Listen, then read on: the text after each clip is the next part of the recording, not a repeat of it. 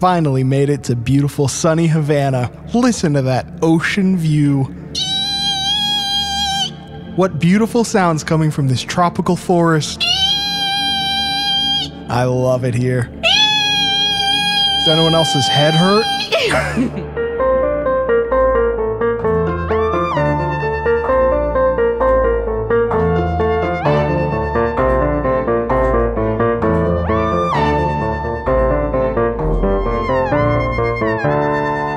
Hey everyone, I'm Roxy Andrews. I'm here to make it clear. She doesn't want to be Roxy Andrews. I saw it in her eyes. She was like, I don't know if I want to be Roxy Andrews publicly. Am I committing to Roxy Andrews? Well, I'm here to spread the truth that she's actually Spooky Maddie, and I am just Cullen, and you're listening to Anomalous. Would you agree we're here to make it clear? I guess. I don't think so. No? No. We're actually here to misinform and obfuscate, as our CIA handlers told us to do. Oh. Was I supposed to say that on mic? Damn. Here at Anomalous, we speak the truth to many as spooky, scary, creepy, and mysterious things, like why Roxy Andrews didn't win All-Stars 2, even though she was here to make it clear. If you're not into the deep lore of Drag Race, this might be a tough episode for you. If you're not into the deep lore of Drag Race, this might be a tough life to live for you. It actually has been a very tough life for me. Yeah, I blame not your blindness. I don't blame your cancer. I blame the fact that you will not sit down and watch All Stars 2 with me. I blame the blindness and the cancer. To each your own. So we're back with a trendy episode pulled from the headlines. Yeah, wild. This is going to be the only time you get that, probably. Yeah, the rest will be weird old sea shanties from the 1700s about tentacle monsters stealing Scottish men. We're very slow to write. In fact, we have not written notes since October 2021. And if you check your calendars, that's not where we are right now. Unless you're a time traveler, in which case I will give you $10,000 to give RuPaul to make Roxy Andrews. Hey, that's not the script I wrote about Havana Syndrome. That's a script about the lore of RuPaul's Drag Race. Spoiler alert. So this week we're talking about Havana Syndrome. A conspiracy episode for you guys, which is rare. But to be fair, most of our episodes are. Is it conspiracy or is it documented fact? Let me just tell you at the top, I did a lot of the research for this one, and very rare for Just Cullen, the quintessential wet blanket, but I vacillated a lot on whether the conspiracy side was actually real on this. I believed it for a week, and then I'd switch, and then I'd be like, things aren't lining up, and I'd go back to believing like this is a complex one. Wow. Is that why you wouldn't let me into your room? Because you were vacillating? No, I was vaselining. Worse. Well, let's get into Havana Syndrome. Great. Today, we are covering one of the most fascinating stories of the Cold War, and it starts in 2015. Worldwide, hundreds of U.S. diplomats and spies have been targeted, falling ill with debilitating neurological issues that doctors can't explain. Right now, this phenomenon is simply called Havana Syndrome. Go to the doctor and you say, I'm having a syndrome. Like Havana. Oh, Havana. Yeah.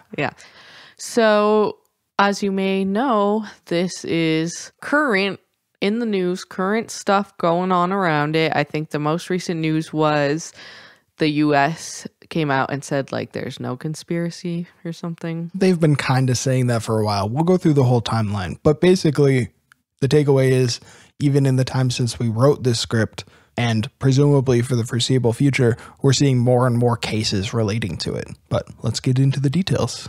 So in 2015, the U.S. Embassy in Havana, Cuba, reopened after 54 years of vacancy when relations were severed in 1961. With this U.S. Embassy reopening, things did not go smoothly for long, but it wasn't for the reasons you might expect. In 2016, U.S. and Canadian diplomats working in the embassy began to express strange health concerns. The workers reported odd sounds and sensations occurring in their homes and hotel rooms. Many heard a high-pitched screeching noise and even recorded the sound on their phones.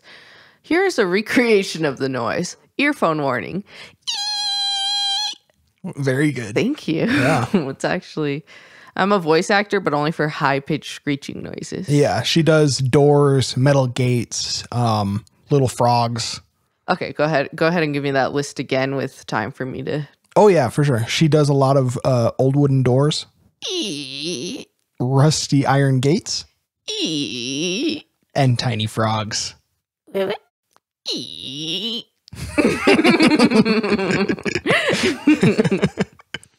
Please hire me, I'm begging. So these U.S. and Canadian diplomats are hearing high-pitched noises, and some reports include a feeling of pressure in their head or a sound similar to a buffeting wind. According to one couple who worked in the embassy at the time, okay, I'm sorry, but what if it was embassy? In 2016, the U.S. started gaping their embassy. Started letting in diplomats. So according to one couple who worked in the embassy at the time, they heard the high-pitched screech and felt a strong pressure when in their embassy house one evening. They talked about this experience with multiple embassy families in neighboring homes, all of which claimed to have heard the noise and all of which developed symptoms soon after. The symptoms of what would be known as Havana Syndrome set in suddenly after the triggering event. Victims had experienced many varying symptoms, including dizziness, nausea, headaches, ear pain, tinnitus, visual problems, fatigue, and cognitive difficulties. So, all of these embassy employees who heard this sound are feeling a lot of varying symptoms that it's hard to ignore. Strangely, these symptoms are often progressive and seem to worsen over time. In the end, between 20 and 30 U.S. and Canadian embassy workers came forward with health problems. And while a portion have reportedly recovered, some others still suffer daily with never-ending headaches, fatigue, and other symptoms that make typical life and work impossible. In some, but not all cases, family members and children living with diplomats have been affected by Havana Syndrome, developing the same severe and inexplicable neurological symptoms. When reports of these medical issues surfaced in 2017, the US and Canada reacted seriously.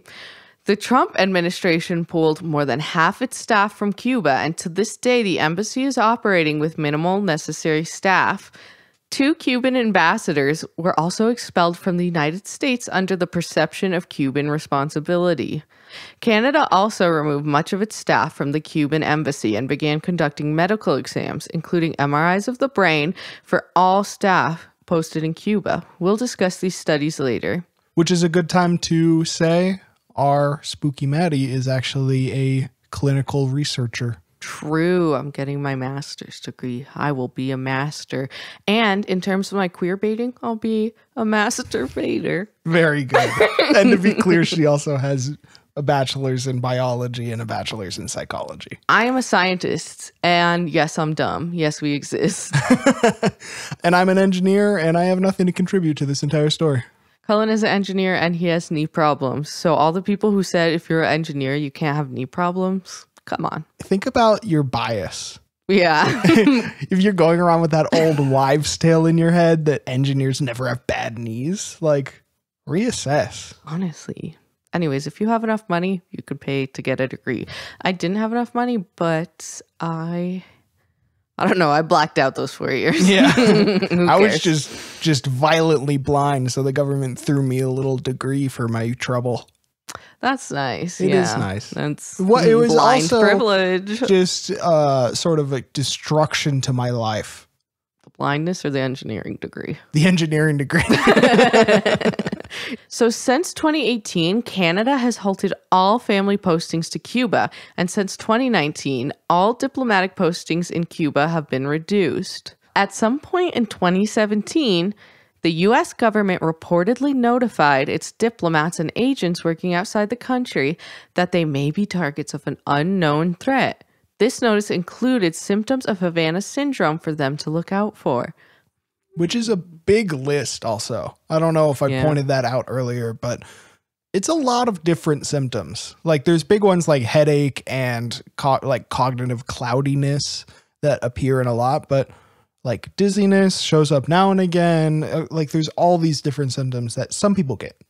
In the past 5 years, cases have exploded worldwide. Well over 200 reports matching Havana Syndrome have been recorded to date, with the vast majority affecting U.S. and Canadian diplomats and intelligence personnel. During a trip to Moscow in 2017, a senior CIA officer became suddenly sick in his hotel room.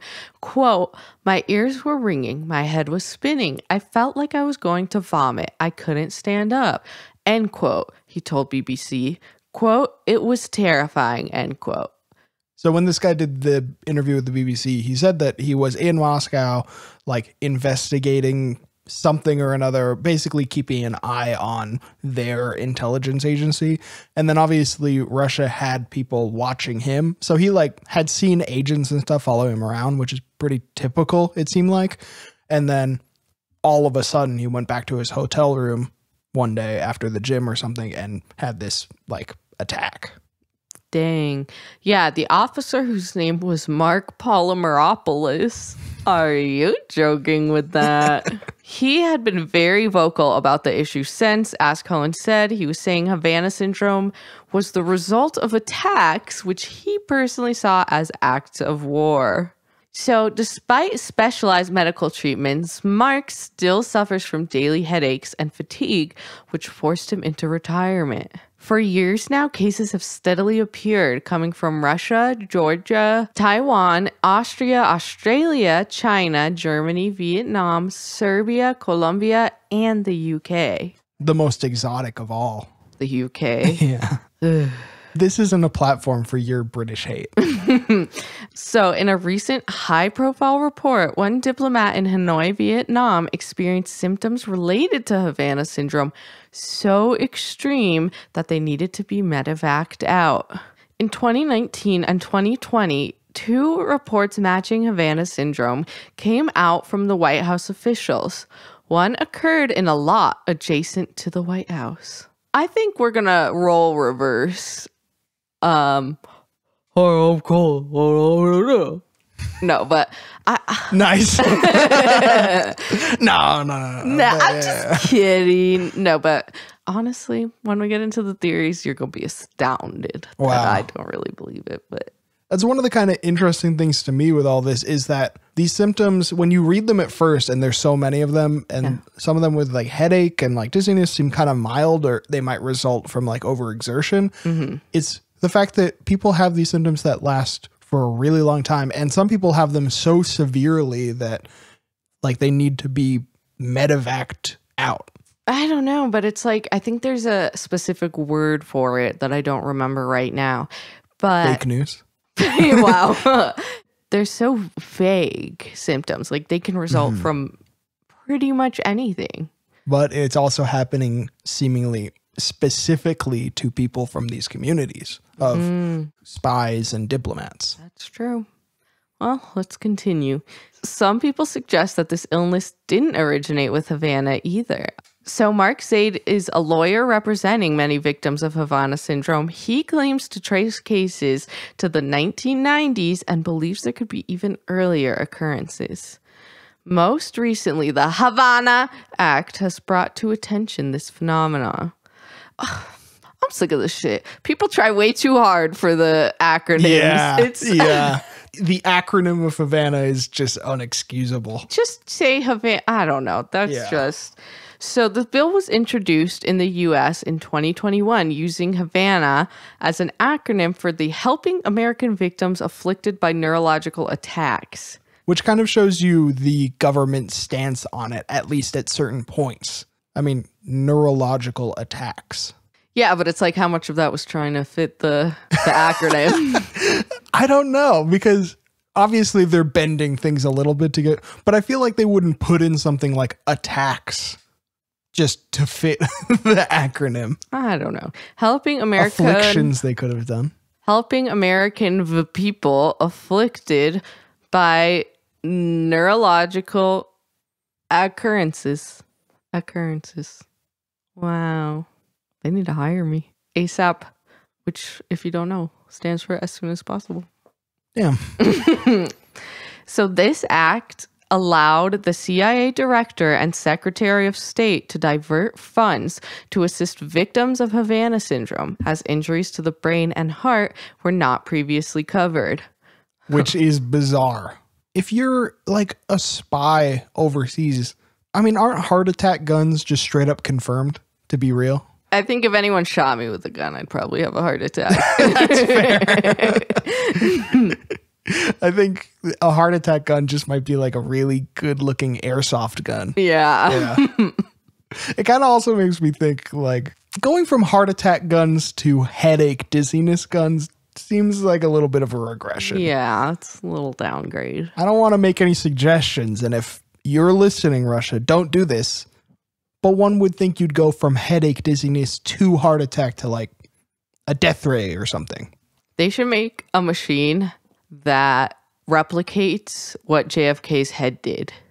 Like how his head just did that. They should figure out why his head just did that and make a machine that does that. The act passed in the House and Senate unanimously and became law in October 2021. Where were you on October 2021? I was in our empty house when no one showed up to our Halloween party. I thought we weren't going to talk about that. How in our last episode we talked about how we were going to have this cool Halloween party and everyone was going to show up, and then technically that party did happen. It just happened 2 months later, and we had to basically beg people to show up. And for our deal, we got COVID. Yep, had to cancel a surgery. It was a whole thing. No good deed goes unpunished, which includes having a party during a pandemic. The meta narrative of this is very sad that we promoted this cool party we were going to throw and we're too ashamed to show our faces on the podcast again until we had thrown it. That is kind of what happened, though. It is more or less what We're living our truth. So that was our story. Let's move on to some theories. Let's get theoretical. So basically, first cases seem to appear in 2016. People hear a noise, a high-pitched squeal. Some of them recorded on their phones. They felt a pressure in their head and then developed shortly thereafter neurological symptoms like dizziness, continued headaches, loss of cognitive function. And for some people, they were able to recover from this with therapies, and others had the same symptoms for many years after and were forced to stop working due to them. And after Havana, it continued to expand. And to now we've seen hundreds of cases appear worldwide, mostly of US, Canadian, and then some other countries, equivalents of the CIA, their spies, their diplomats. So the question is, what is this? First theory we have is sonic weapons. One of the lesser discussed theories around Havana Syndrome originates from 2018 in research conducted at the University of Michigan. The team there realized that ultrasound could explain the sounds and injuries of Havana Syndrome. I wonder if they pay their techs a living wage or if they're like the University of Arizona got them. So researcher Kevin Fu and his team were studying intermodulation distortion between ultrasonic signals. All right, good thing you explained that in the next sentence. Essentially, this is the interaction between sounds above the range of human hearing. The team realized its research could produce audible sounds similar to recordings made by Havana Syndrome victims. So basically, ultrasonic sounds are sounds that are higher in pitch than we can hear, so like above 200 kilohertz. And then they create distortion by playing two of them, which is called intermodulation, or by using one ultrasonic wave to modulate the other, like FM synthesis. And then the combination of them, the distortion that they make when they're added together, basically makes an audible sound that is like in the range of our hearing. And they realized that the sound that was being played on the news that these Havana diplomats had recorded was similar to the sound that they were producing in the lab with this distortion. Interesting. Is it to you? No. You have a pillow and a blanket. Where did you get those? They appear. So, moreover, the phenomenon of ultrasonic sickness is well documented, and it accounts for some of the typical Havana Syndrome symptoms, namely nausea, dizziness, migraines, and fatigue. The U.S. State Department even initially blamed the reports on sonic attacks. However, they did not stick by that claim because they knew that Knuckles was the stronger of the two. She's a Sonic fan now. Basically, she's been doing this every time I try to talk. So basically, they thought that diplomats and stuff were being exposed to ultrasonic sounds, and ultrasonic sounds of a certain type or volume can cause symptoms like Havana Syndrome. So Kevin Fu's research team suggested that the origin of these ultrasonic signals could have been from faulty surveillance equipment which accidentally affected diplomats. However, they said that sonic weapons could not be ruled out.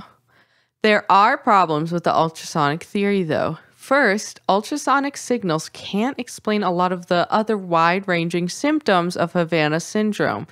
They also can't plausibly cause brain damage, which many victims claim to have. Self-roast of themselves. They're like, God, I got brain damage. I don't think they're bragging about it. How can you just claim to have brain damage? Well, a lot of them said that doctors did MRI scans and told them that they had damage to their brains. I see that. Okay. Thank you for explaining. Wow. Are you going to take it back or? I'm inquisitive by nature. That's how I learn. God. Also, I have a bone to pick with you and all of science. Every single time that they come to anything that even resembles the shadow of a conclusion, they go, but we can't rule anything out. We need more information. We need more data. It's like, say something for once. Say with your chest, science. Literally science. And if you do say that shit, I'm gonna judge you. You say, yeah, this is definitely true. Is it replicable? And if I replicate it, will it be true? And the bone I pick with science, tibia. That's very cute.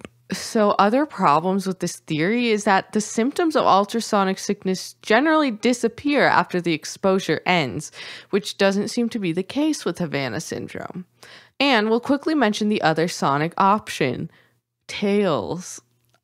Bada bing, bada boom. So the other option for sonic sounds, infrasound. If you remember, we already dove into infrasound and its effects in our Dyatlov Pass episode, so check that out for details. The short version is, infrasound is also sound outside of our hearing range, but it's because the frequencies are too low instead of too high, like with ultrasound. It's the fat booty bitch of the unhearable sound spectrum. Now, what the absolute fuck are you talking about? It's like the ultrasound is like little pixies flying like, ee. But the infrasound is like, hey, hey, hey. That's Fat Albert. That is Fat Albert. Are you telling me that Fat Albert isn't a fat booty bitch? Not derogatorily. Positively. That's I'm supporting the compliment. culture of fat booty bitches. So, me and my brother were into Fat Albert. Are you saying we're fat booty bitches? I'm saying you're part of the cult of fat booty bitches. The cult? Now it's a cult? Yeah. What is happening? Are you saying I'm fat and I have a booty, or I have a fat booty? I'm not saying anything about you. I'm talking about the infrasonic waves. So you don't think I have a fat booty? I mean, you do, but I can hear it. It farts very regularly. Which means that it is an audible range. Do that thing fart? For all those who have been asking, begging, okay, finally, it does fart. Do you ask every day, do that thing fart? Do that thing fart?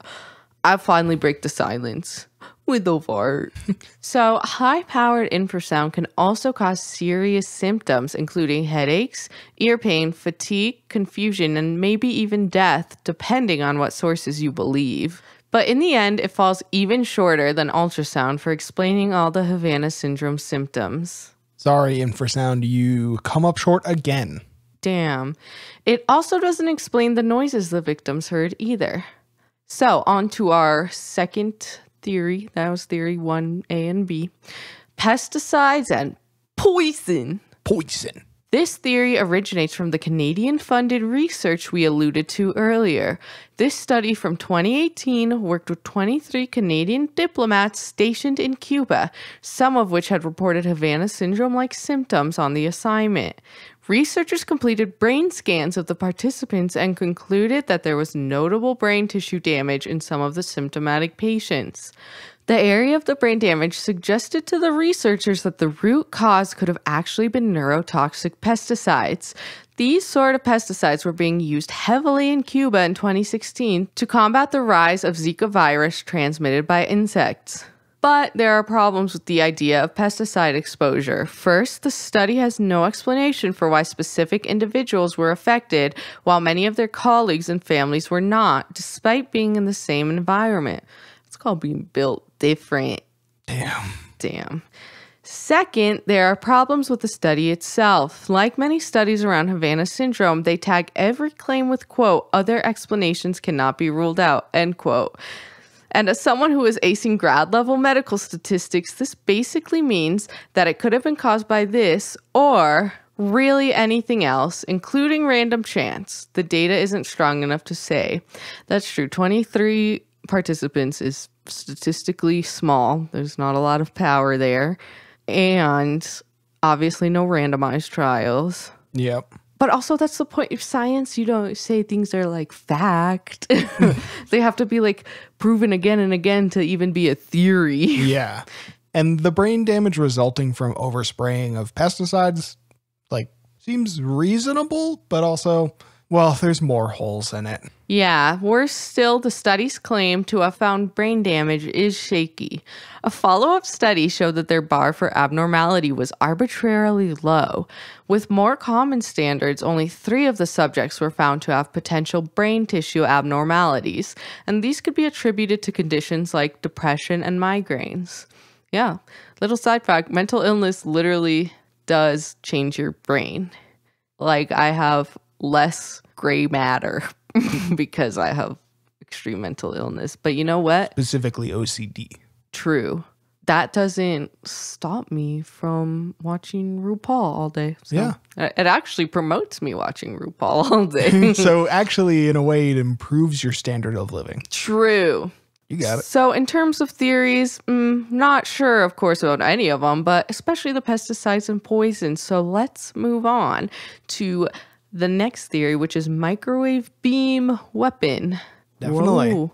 So there are victims of Havana Syndrome who say they've been told by doctors that they have signs of traumatic brain damage lining up with their time in Cuba. That brings us to the most talked about theory for Havana Syndrome: microwave weapons. And these are people, to be clear, outside of that Canadian study. So Yeah. obviously people in that Canadian study that had a low bar were told that they had brain damage, but also the CIA agent we were talking about earlier, and also some of the American diplomats that were stationed in Havana said that they've been told by doctors that they have notable brain damage. Interesting. The idea here is essentially that directed pulsed beams of microwave energy were used by foreign agents to attack U.S. and allied ambassadors, spies, and their families. These bursts of microwave energy would need to be specifically tuned for the purpose of causing brain injury. Waves of too high a frequency would deflect off the skull, and those too low in frequency would pass through the subject with no effect. You can kind of think of it as like what sounds pass through walls well. So imagine a wall is the skull. So high-pitched waves usually don't travel outside of rooms because they reflect off of the flat surface of the wall, which is why, like, when you whisper going high-pitched, it's harder for people to hear you in other rooms. But if you've ever lived in a college dorm, you know that bass travels really well through walls. And that's because it's a low wave that can transfer like directly through things. Yeah, and if you live in a suburban neighborhood, you know that parents yelling at their children really hard for getting a B in class travels well through the walls. Oh, I've never been on the other side of the wall. Womp womp. So obviously too high and too low wouldn't work, but a weapon with the right frequency, like Goldilocks, would have waves that enter the skull and rapidly heat up cells in the brain tissue. This rapid heating and subsequent cooling causes those cells to expand and contract, which induces ripples in the surrounding area. The results? Brain damage similar to a severe concussion. And, you may be wondering, but microwave weapons are unfortunately not science fiction. Several countries, including the US, have been developing microwave weapons for a while, and some are already being used domestically for riot control, quote unquote. The type we've seen in the hands of police essentially cook people's skin from a distance. Russia has even deployed microwaves against the US before, bombarding a US embassy with microwave weapons from 1953 to 1976. The embassy staff refer to this as the Moscow signal. They had a fun, quirky little name for being exposed to microwaves for 20 years. 20 years. Yeah. It's cute. It's fun for them. Like, oh, my skin's burning off. Oh, don't worry. It's just a Moscow signal. Well, it's easier to be flippant about it when they don't tell most of the staff of the embassy when they figure it out. The real villain, of course, is the government. I think Russia is slightly to blame in this circumstance for sending the microwaves over. I don't know. Were they just being little rascals? Is there anything wrong with that? They were in a silly, goofy mood. They were. For 23 years. They were in a silly, goofy, high-powered, pulse-waved mood. Even today, we aren't sure what the purpose of the Moscow signal was. My favorite part. I feel like the Russians didn't even know why they were doing it. They just realized that they could. And we're like, yeah, it'll turn into something. I respect that. So like we said, no one really knows the purpose of Moscow signal. Some think it was supposed to jam U.S. communications. Didn't. Others suspect it was used to trigger Russia bugs. Maybe, but probably not. And some think it was a precursor to Havana, a method to deteriorate the health of the staff. So is Havana Syndrome the result of a new Cold War covert microwave attack? It being a weapon does line up with some victims' accounts where the onset of pain and noise is sudden and startling, followed by worsening neurological symptoms. Even the sounds victims hear could be a phenomenon known as the fray effect, where high-energy microwave beams interacting with the brain produce an audible clicking sound for the recipient. That's like when I sleep. I click like Hereditary. Yeah, but that's just you clicking. That's not hearing an inaudible clicking sound. The way that... One example of an agent having a sudden onset is he said that as he was driving his car, he went through an intersection, and within the spans of a second, he was hit with the sound and a splitting, debilitating headache, and it messed with his vision as well. Which, lines up more with an attack. It was some sort of government agent, maybe a spy or diplomat or something. And, it happened very suddenly while he was out in the field. That's pretty weapony. Whoa. And also the fray effect was discovered by a guy who basically set up a high-powered microwave pointed at a chair. And he would turn it on and then shuffle over to the chair and sit down and wait to see what happened. And he got clicking that isn't actually happening. It's just basically activating, I guess, your auditory part of your brain. Right. And it really shows that whether a behavior is rational or irrational is entirely dependent on circumstance. Because normally someone turning a dangerous microwave up to 11 and then sitting directly in front of it would be an unacceptable, dangerous, highly concerning behavior. Mm-hmm. But you do it in a university, suddenly it's research. True. So there are also claims that experts associated with microwave weapon research were found to be in the same cities around the same times that attacks occurred. This is a very, I heard kind of thing. Yeah. Because they sort of just, some broadcasts mentioned it. It showed up in an NBC thing I saw on YouTube. So, that's a source. Yeah, definitely. Also on similar news broadcasts, they talk about how Russia has been developing this technology, like we said, and they cut to the same photo inside of, quote, a Soviet lab from the 90s. And there is a big piece of machinery, but as like a mechanical engineering student, it looks really suspiciously similar to like a mid-sized to small wind tunnel setup. Because it's like a long tube. It looks like it has a blower on one end, and it has like a little chamber that you can open and put stuff in. That's what a wind tunnel looks like to test like aerodynamic shapes. So there are arguments against the microwave weapon theory, however. Simply, some experts in the field claim the technology isn't there and may be impossible. Detractors, wow. Haters I'll admit it, I'm a little bit biased. I think it's kind of a cool idea to have a microwave beam weapon. Bitch-turned haters say that the necessary equipment, if it's even possible, would be too large to conceal, and the waves are currently too difficult to draw into a precise beam. That makes sense. Yeah. Furthermore, there's a lack of physical evidence to suggest microwaves. Technology around the victims would almost certainly be damaged, which hasn't been reported. Even brain damage in victims has not been convincingly showed. That makes sense. Yeah, why isn't technology and electronics being affected? Yeah, they should be like fried. Like everything in the vicinity should be. Another argument against this is that the fray effect produces sounds in recipient's head, yes, but several victims have recorded the noises on their phone. So theoretically, that shouldn't be possible with microwaves. Yeah. I mean, this is kind of a damning one.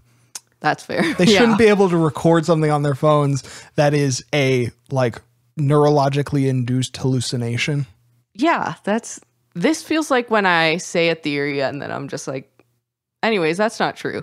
So, because that is pretty damning. And also the fray effect is, from what I've heard, kind of clicking, like a Geiger counter-y kind of. It's scary to wake up to you doing that. I make so many noises that it's embarrassing when you're in bed awake before me.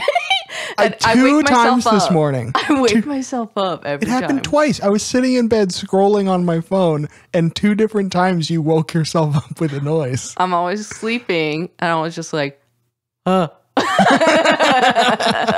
explain that, science. Wow. Yeah, maybe we should investigate it. Sleep apnea. So it's that clicking is really not the same thing as they record on their phones, which was, the screech. And if you want to hear that again, go ahead to the cold open and just listen up again until this point so we can get an extra couple minutes. Ooh, true. Yeah. Stream it again.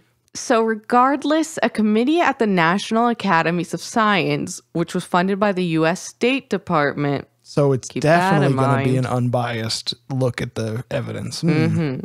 Concluded that Havana Syndrome was caused by directed pulsed microwaves in at least a portion of reported cases.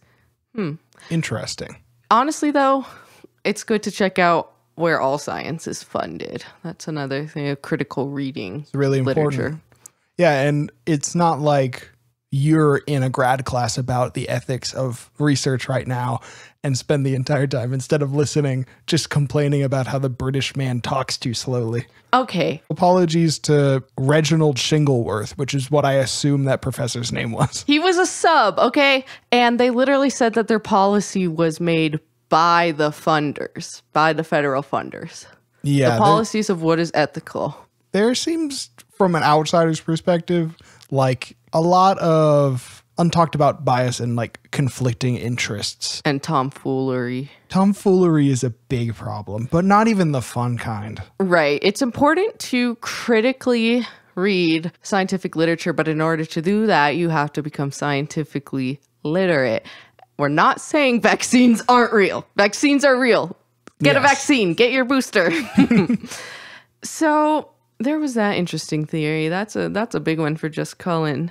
Let's get into a different theory, a whole different type of thing, which would be a functional disorder and or mass hysteria. So what if we aren't fully convinced by any of the other theories? What's left then? Let's take a step back to the noises the victim heard. If not a sonic weapon or the fray effect, what could it be? Well, this is one thing investigators all seem to be pretty sure about. They were crickets. They were crickets. All the phone recordings. And they're pretty horrific. If you want to look them up, they're actually far worse than our recreation. But yeah, they're crickets. Yeah, obviously these people don't have experience with going to one of our live shows, or they wouldn't know. We keep on booking these live shows and expecting word of mouth to cover it, but I'm like, why? You have an infestation problem. Yeah, why do you have so many crickets? Tens of thousands of dollars that we've spent and just crickets in every seat. I'm paying the venue so much.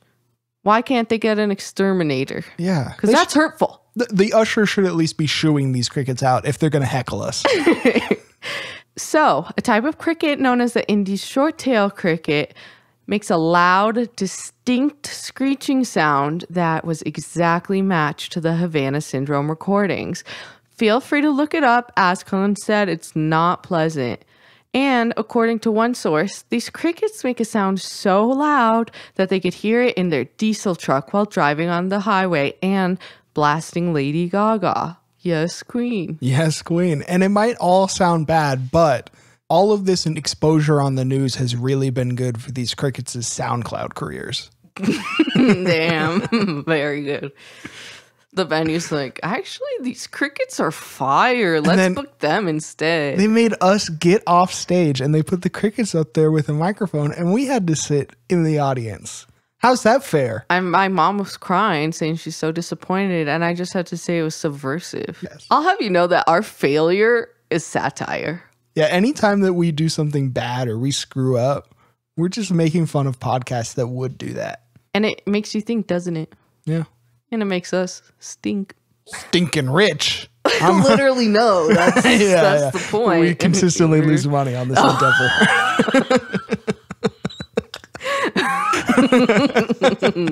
We're in so deep. Please tell your friends. Basically, what we're saying with all of this is that the ambassadors and agents that have been sent abroad are under a huge amount of stress. It would have been even worse for those tasked with reopening the Cuban embassy after more than half a century closed. Extreme stress can lead to a staggering number of seemingly inexplicable symptoms, which mirror those of Havana Syndrome. In World War II, this phenomenon was called shell shock, later battle fatigue, and 100 other names. Today, neurological issues which cannot be traced to a distinct medical or psychological diagnosis are called functional disorders. This isn't a functional disorder, but I have anxiety and the symptoms are very somatic, which means like bodily, like I have a lot of physical symptoms. Right. And this happened a few weeks ago. I was sleeping all day and had headaches and just like generally had stomach aches and felt bad. And I was like, I have a disease. Turns out it was the anxiety. Yeah, it was the anxiety. Yeah. I have the opposite happen to me where I'm like, oh, I'm feeling bad. I just, I really need to change my attitude around. And then I go into the doctor and they're like, no, you have cancer. No, your knees are fucked. Your eyes are just... Let's get rid of them. Except that one doctor is like, have you tried seeing better? Yeah. So the causes of functional disorders are not known. In some cases, there seems to be a triggering event, which can be the result of stress, psychological, or physical trauma, even unconscious changes in brain function. Basically, this is a somatic disorder. So getting Havana Syndrome style symptoms like headaches and even vision problems, cognitive issues like cloudiness of the mind, a loss of balance, a loss of sense. These are real symptoms that people are really experiencing, but they can come from super high stress or a traumatic triggering event. Mm-hmm. Functional disorders can spread as well, and when they do, it's known as mass hysteria. We have explained mass hysteria before. As we just said, it's when a functional order spreads. So seemingly no cause, physical symptoms spreads throughout a close community. This theory makes even more sense when you learn how the first cases of Havana Syndrome arose. According to the CDC investigation of the original Havana Syndrome case, they found that there was, at first, a single report of neurological symptoms by a staff member. The embassy in Cuba took that report seriously, but they went about investigating it by informing the staff of the potential symptoms and asking everyone if they had experienced them. It was at this point that several more people came forward, describing similar symptoms and experiences. Some claimed that they noticed issues even before the first victim came forward. The problem is all of the highly stressed staff had just been inadvertently primed to experience Havana Syndrome. Yeah, so, okay, for example, when COVID started, who didn't feel like their throat hurt suddenly, right? Yeah, and that feeling is super real. It is real. Mm-hmm. So if someone is coming up to you and you're already highly stressed out because you're trying to reopen an embassy in what was previously not quite an enemy nation, but was, embroiled in the Cold War and nuclear fears, you're under all that pressure. And then someone comes up and suggests the idea that another person in your exact situation is experiencing these unexplainable symptoms. It's pretty likely that when told exactly what those symptoms are, you're going to experience them yourself. Especially when they are things, I would say, of like varying intensity, like headache. If I sat and thought about it for super long, I'd be like, oh my gosh, I do have a headache. Right. And another example of the same effect would be the placebo effect, which as a researcher, extremely real. If you give someone a pill saying what it does, they will get better. Yeah. Like that's why you have to give placebos, because the effect of thinking it will help in something does. Every time there's research, people on the placebo do get better. Right. And another factor of placebos that also applies to this case is they don't stop being effective when you tell the person that it's quote unquote not real, that like there was nothing in a placebo drug, or that they're just suffering from mass hysteria. That doesn't clear their symptoms. True. I was fine eating gelato because I thought it didn't have dairy. I thought it had way less dairy. It turns out it has more dairy, but I'm still fine eating gelato over other dairy desserts. Wild. So you may not believe psychological stress can explain all of Havana Syndrome, and we don't blame you. I mean, we're all ignorant in our own ways. Welcome to the condescension part of the podcast. We don't all have 2 degrees in psychology and biology. Some of us just have one shitty mechanical engineering degree. And even if you do have those degrees, well, do you have a minor in Spanish? Ask yourself that. Look in the mirror and ask yourself that. Even if I did have a double major in biology and psychology, do I have a minor in Spanish? Before you say that these people are overreacting, ask yourself if you have an intermediate skill in Spanish. How did that intermediate skill in Spanish work out for you this week? Don't say it. Were you asked to translate some stuff? Oh boy. Well, let's hope Google Translate has an intermediate skill in Spanish. Karma had its kiss for me by saying I was fluent in Spanish, and then I had to do shit in Spanish. Mira que karma. Damn true. So even if some of the cases of Havana Syndrome show true brain damage or imply a weapon was used, it's almost certain that a large part of the hundreds of cases to date are due to mass hysteria. And it's important for everyone to understand, researchers, investigators, lawmakers, and even victims, Havana Syndrome being rooted in psychology does not make the symptoms any less real than if they came from a gunshot. I really respect you respecting me by saying like these things obviously really did happen. Like I don't think everyone has lied about seeing a ghost. Like I think people have experienced those things, and especially, you are there to support me through my mental illness. But playing devil's advocate here. From what I saw on Twitter, a lot of people do not believe this. So a theory you didn't put in, probably out of respect. But here we go. Is that the symptoms are pretty similar to a hangover. So a lot of people think that perhaps, it could have a little bit of mass hysteria in it too. People have like a hangover and it's spiraled, and now the goal is for them to get their medical stuff covered. Well, I mean, there's a cynical and non-cynical version of that. The cynical one is obviously them wanting to get their medical stuff covered, which, sure. Yeah. And the other side being, well, maybe they heard about other agents or other people around them getting symptoms of Havana Syndrome. Like, it's impossible to avoid for us. So imagine being in those circles. It must be, like, pretty scary.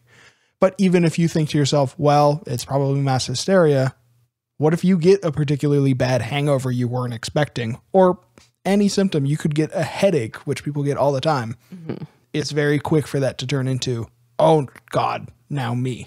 Mm-hmm, that's true. Yeah, it could still just be like the first person may have been paranoid and had a hangover. And then, of course, the questioning everyone about the exact symptoms leads to priming and mass hysteria.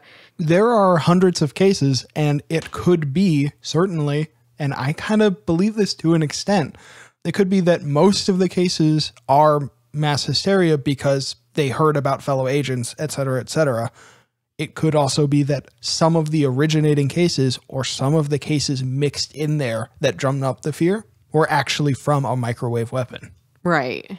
And that could be what the admittedly definitely biased scientific board was alluding to, in that some of these cases were caused by pulsed microwaves, and then the rest followed suit due to the fear. If you told me it was our government doing that, I would probably believe it more. The CIA is a very big deal to us because we're in America, and obviously they've done super whack stuff. The KGB is up there with them. They've done some crazy shit. That's fair. So basically we're saying, and I'm sorry for the cop-out, but the most likely to me could be most of the cases are covered by mass hysteria and fear, and some of them are covered by another theory, whichever, if one of those rings particularly true to you. Right. I'm saying I don't really believe it. Because Twitter fried my brain. Wow. But falling into the disinformation trap. But if it is true, like there's some sort of weapon, I would place money that there's an equal chance that the US is doing it to their own people. Yeah, totally could happen. It has happened consistently. Yeah, so that is more or less all there is to say on Havana Syndrome right now. Cases continue to come out. Yeah. Developments seem to come out. Constantly. But I have no faith that this will ever be solved. I think course. that this is as solved as we will ever get it, unfortunately. On top of being a fuzzy, amorphous illness, and on top of being shady and classified, Havana Syndrome has the making of an unsolvable case. From day one, investigations were a mess. Different departments under the Trump administration refused to communicate and just generally did a poor job. Second, it's been too long and too much evidence has disappeared from the initial incidents in Cuba. And third, there just isn't enough cultural understanding around mental health for all of the options to be fairly considered. Definitely. I guess we can say what we think to finish it off, but yeah, I think that this will continue until it slowly disappears from the zeitgeist. And we won't ever have a true explanation. But I think there's a strong possibility that something covert happened to some of these agents. And then that fear percolated throughout the entire diplomatic and covert community. Mm-hmm. But I think that 99, maybe 100% of the cases are psychosomatic. Right. I think that if we put aside our differences, which are currently being blasted to us by the elite, and we band together, comrades, we have way more power than the elite, but they don't want us to know that. What does that have to do with this? I don't know. Come on. The government is complacent, ineffective, does not go for the people, and like Democrat versus Republican is a psyop. Get your vax though. Wow. But yeah, I believe that it definitely is likely mass hysteria. I would not be surprised if there was something undercover, scary science weapon thing that just the public doesn't know about. Right. And I also wouldn't be surprised if it actually came from America instead of like Russia or Cuba. Yeah. For now, that's all we have. And I just have to close by saying, believe that my brain can be the highly elusive bird's eye Southwest blend vegetable mix shot with microwaves until just perfectly done. The corn's still crispy, the flavor's immaculate, and all of the engineering that I had to learn finally burned from my brain. Dang, hell yeah. Love some microwave beans and lentils. I do love that shit. Believe this because it's true. Camila Cabello really tried to warn us by making a song called Havana that was unlistenable. Camila Cabello's canceled. Fuck Why that bitch. didn't we listen? You know why we didn't listen? Because she's unlistenable. Damn. Havana, na. I am a racist. Havana. Goodbye, bitch. Also believe in the power of plant-based proteins.